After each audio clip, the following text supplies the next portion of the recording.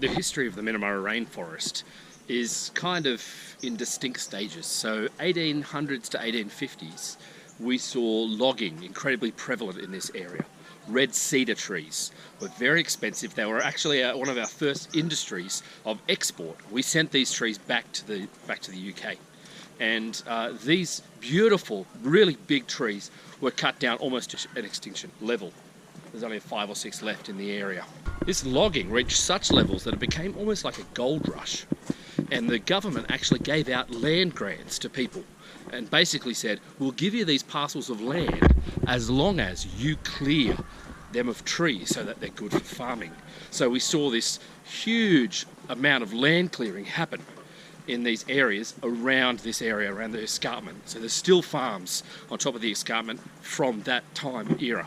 Following this in 1850 through to 1900, we saw an increase in tourism, where more and more people wanted to come and see the sights. And it was during this time that we saw a man called Howard Judd become the first ranger of this area. And he discovered by a fair amount of trial and error that there was some species of plants here that actually weren't anywhere else in the world. And it became really important that this area be saved. Eventually, this rainforest was taken over by the National Parks and Wildlife Service in 1986.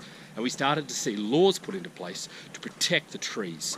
Tourists could not take things out of this area.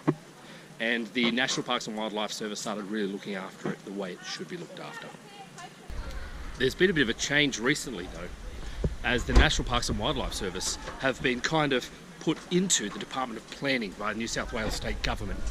This has caused a whole range of cost-cutting measures and kind of a change in emphasis from conservation to how can we make the most of the land that we have at our disposal.